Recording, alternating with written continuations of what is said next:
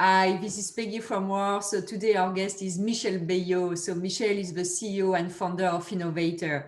Finavator is a strategy consulting firm that is focusing on payments and fintech. So thank you so much, Michel, for being with us today.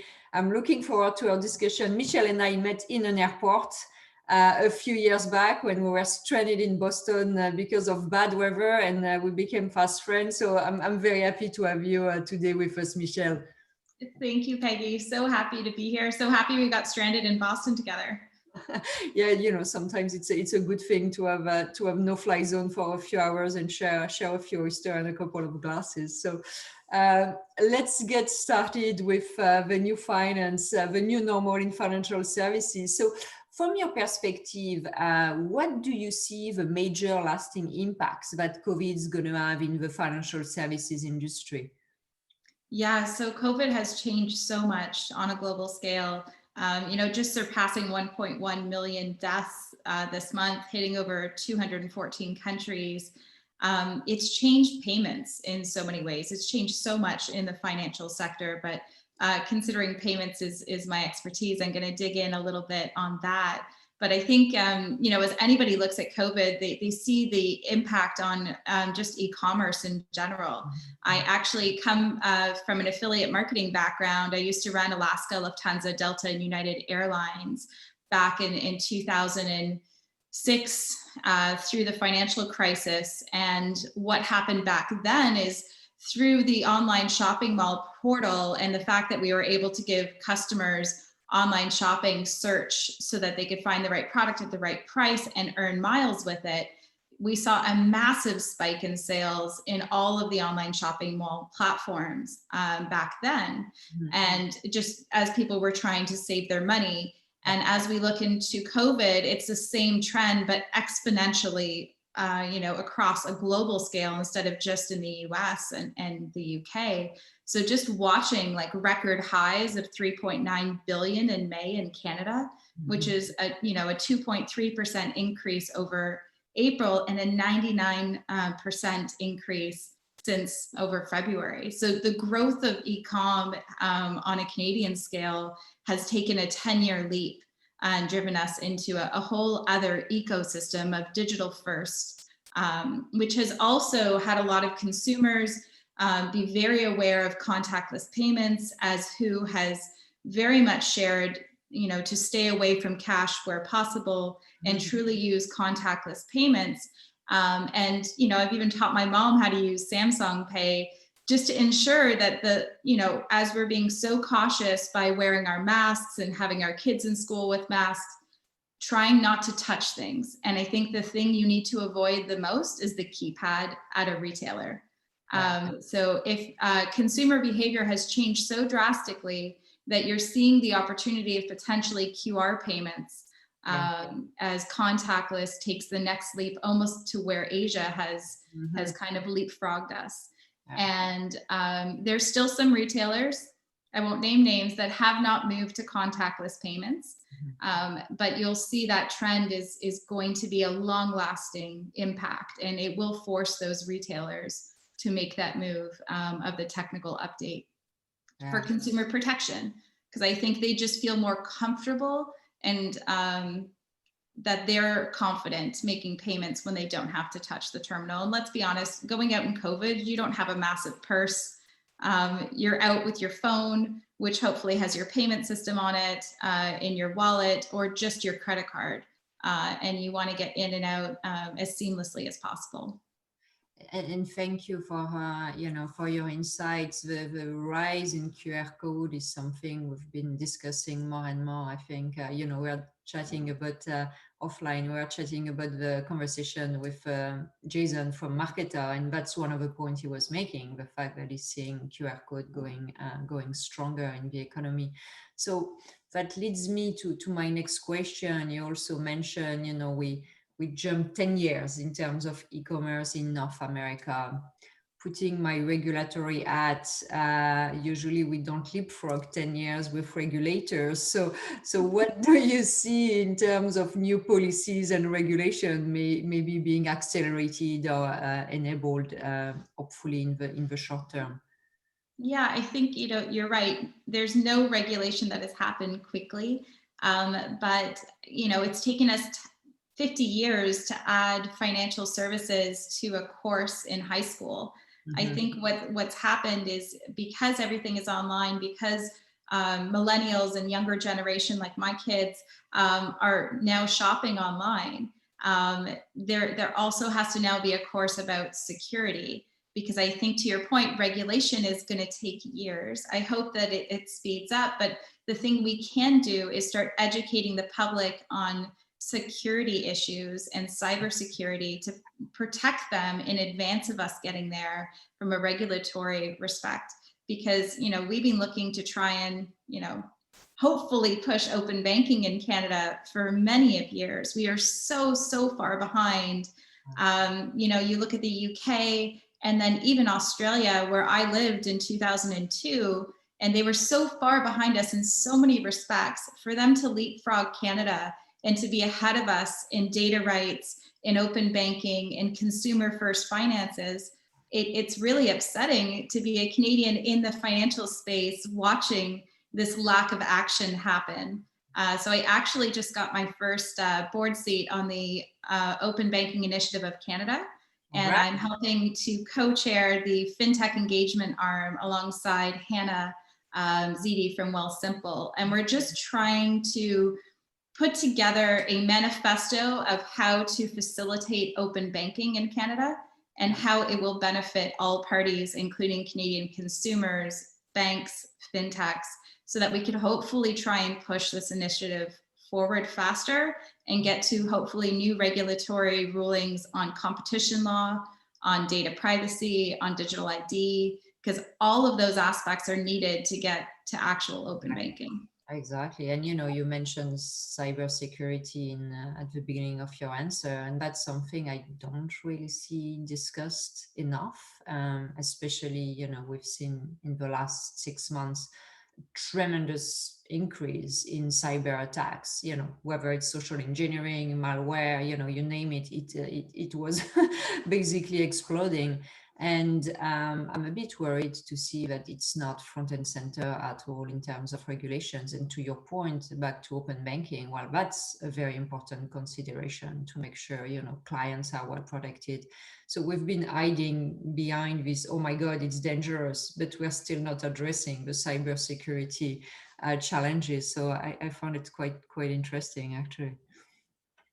No, I fully agree. And even, as someone who's in tech with my own business, I try and teach my kids how to protect themselves from cybersecurity. And hence, I'm actually having them lie, putting different birth dates, not giving their real information. So it's a backwards way of teaching them how to be protective. But essentially, the only way to protect yourself is to have, a different identity online. Yeah, exactly. Which is again interesting back with all the conversation with big tech right now, which is different topic. Hopefully, my next series is going to be on that. So, what impact do you see COVID have more in terms of global financial order? Obviously, all the countries are taking a lot of debt. We're in the middle of a second wave. It's turning very bad in Europe, US as well. Obviously, what's your perspective on where the world is heading? Yeah, it's definitely scary. I think there was already lack of stability in so many countries, and politics and fake news and all of it kind of adds to the fear factor. But I keep trying to think back to the Spanish flu and how desperate and stressful the time must have been, especially without internet, and the stock market crash. So, I think we have come so far from such a tragic state that I'm hoping that through COVID, countries can gather together to find ways to truly drive us forward in a more holistic, beneficial way for Canadians, for all humanity, in the sense of we understand that financial services drive your stability. Having access to them, having less underbanked and underserved. To me, prepaid has actually had a huge impact on a global scale. before COVID and especially during COVID, because, Canada, we don't have that many underbanked or underserved, but just looking at the US for their disbursement payments, for their COVID payments, to actually move away from checks. When you look to digitize, having a prepaid Visa or a prepaid MasterCard actually enables an entire market who doesn't have access to digital services. It's not just banking anymore. If you can't buy your Netflix in the midst of COVID because you don't have digital access to a digital currency, then how do you support your family in different ways? If you can't get access to, let's say, Amazon, when there isn't any physical shopping accessible, if we go into a full other lockdown, that is the sense of being part of society or being ousted from everyday society. So I think moves in payments is really crucial on a global scale to ensure that the community still has access to many different services in the midst of the new world. Yeah, and thank you for mentioning, unbanked, underbanked. Very often we're all very excited about digital first, digital banking, and we tend to forget that, many people don't have, the access we have. Canada is well positioned. I was nevertheless speaking with someone here who was working a lot with people who are human trafficked or who have been human trafficked. And obviously you hear horror stories, and I'm thinking, oh my God, I've always supported, everything related to digital. And I didn't realize that actually these populations need cash. And prepaid, to your point, is a very, very good substitute for that. So, I mean, that's food for thought, maybe for people like us who tend to forget that there is this population that need a lot of support, So thank you for mentioning that. So in terms of competitive positioning, so you work with banks, you work with startups, you're a bit of a connective tissue. What type of organization, from your perspective, and maybe which organization will benefit from this crisis and come back stronger on the other side? Yeah, I think it's largely up to the organization. I don't think it's a one-win situation. I think it's who's thinking on an innovative scale, who's realizing the world has absolutely changed and their current business model is not going to do it. I think everyone has the opportunity to gain in this situation because they can pivot. But my true hope is that traditional banks start embracing open banking, because my belief is it's not open banking in a country per country perspective. It's global banking. We are moving to a globalized banking infrastructure, which is the same as a tech infrastructure. So either you're a winner and you have global accessibility, or you're holding in your market, which, in 10 years from now, either we're going to end up with Asian banking, or we're going to end up with North America banking having accessibility to other markets. So in my hope that, strong Canadian and American banks start partnering with FinTech, start envisioning the long-term future, and start, instead of just trying to hold their ground in their current location, start thinking globally. And how do they become the Shopify of financial services from a Canadian perspective, maybe selfishly, to start being able to be an export, as we have so much of our GDP tied up in our financial services, and we're trying to hoard it, that this is going to be okay if we just don't look up. And my fear is if we don't look up, by the time we do, there'll be so many different players on a global scale in banking that will just have IPO'd, we'll have more investment, we'll have better technology, we'll have more consumer first infrastructure, that they won't be able to compete on a global scale. So I'm hoping Canadian banks and FinTechs truly start partnering to drive out infrastructure that can go global.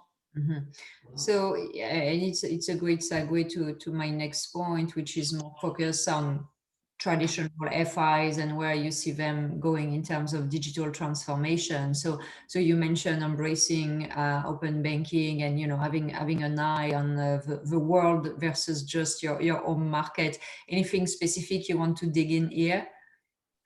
I think it's just realizing that open banking for the core banks it may take some pieces of their pie, but it's not going to shut them down as long as they're conscious that one aspect of what they do is better served in a different functionality. And partnering with that FinTech, when you open your banking services and you're trying to do certain things right, like EQ Bank, for example, has done saving accounts incredibly well, where they're the top interest paying savings account in Canada.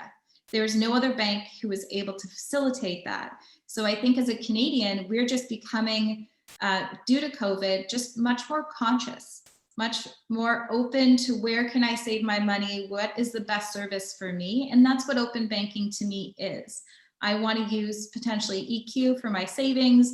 I want to use someone else for my mortgage that's going to give me the best functionality, somebody else for my loans. It's not an all service infrastructure anymore.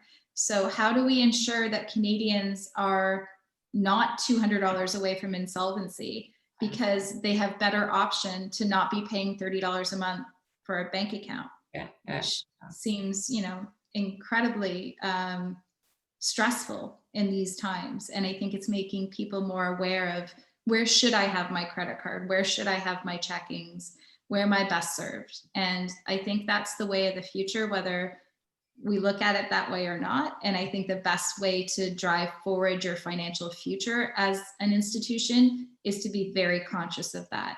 Mm-hmm, mm-hmm. Yeah, you're absolutely right. I think most of them know that. They just don't necessarily know first how to do it. And there is always this fear of cannibalization. So it's like, okay, let's wait one more year, and you're in that situation where there is so many personal agendas that if I am retiring in 2 years, do I really care that, it's not a sustainable business model. So, it's selfish though, to think about that, because do they want a financial infrastructure that they're proud of, that they leave a legacy in, that allows Canadians to flourish for years to come? Or do they want to have a great retirement in 2 years and watch their grandkids have Asian banking? I know. That's human nature. I'm afraid. But okay, let's finish on a lighter touch. So, what did you change during COVID? So, did you take new habits, good habits that you want to share with the viewers? Yeah, super lighter note. I think there's so many negatives that have happened due to COVID, but there's so many positives. And to me, mind state is everything, especially being an entrepreneur, being out on my own. So definitely a lot more structured meditation. I maybe used to meditate when I went to hot yoga, but I never just meditated. So now I have a CEO routine. I have a CEO coach. So, I've blocked out time for myself every day to come in with a growth mindset and how do I make a difference in a positive way. And I've also changed my calendar around. My kids were obviously home with virtual learning at the end of last session, but thankfully back in physical school with masks on, but they're just they have such an appreciation for school. Like they want to be there half an hour early. They're very open to do their homework. I think it's changed so many people's personality in the sense of how they are grateful for things. I am grateful for school because it just really helps my kids just have a different perspective on life. And they both took up piano through COVID with an app. I did as well. So I learned a little bit of piano. I'm not great, but it was a fun experience. And just date night, trying to be more conscious of what I spend my time on. But also, I think because I'm on my own, I think if I was at an organization, I thought about this, I would be fearful I'd be let go, right? I think through COVID, people are in a fear state 24/7, watching the news, fearful they might lose their job, and it just puts you in a different mindset. Mm-hmm. I think being on my own, thinking of growth, as well as spending my time where I feel passion has really driven me forward. Like I'm really spending a lot of time on this open banking initiative with the OBIC, but I'm also making time for 15 minutes a day to connect to somebody I don't know, see if there's a way that we can connect or collaborate, try and help mentor more female leaders. And all of these things are, you know, that give and take. When I think you fill yourself up of gratefulness and just trying to give back, it changes your demeanor and it changes your future. So I hope more people in COVID take time to be grateful and take time to give back. Actually, you know, it's interesting because this is the type of answer I get the most to that questions. A lot of people have taken up meditation. You know, I'm definitely on that bandwagon. Like you, I was doing it before, but maybe not as structured as I do now. But you know, being grateful and realizing we're in a good spot, and that what we take for granted, what we took for granted for a very long time, can actually be in a, you know, withdrawn from us. So you know, thank you so much, Michelle, from, you know, your insights, your candor, your you know, transparency. It was really lovely to have you today, and you know, good luck with all your projects, and have a lot of fun. Thank you. It was such a pleasure to be here today. I still remember when we met in Boston, one of the things that stuck with me is you told me you went away at a yoga retreat twice or three times a year just to reset, to stay quiet, to kind of be within and look to the future. And it's just one of those comments and things that definitely stayed with me. And I do try and find time to do something similar. So thank you for that. Yeah, thank you. I thought it was just the oysters that stayed with you. I'm glad that you took more than that. But thank you again, Michelle. It was wonderful to have you. Have a great day. Thank you, Peggy. Have a great day. Thank you.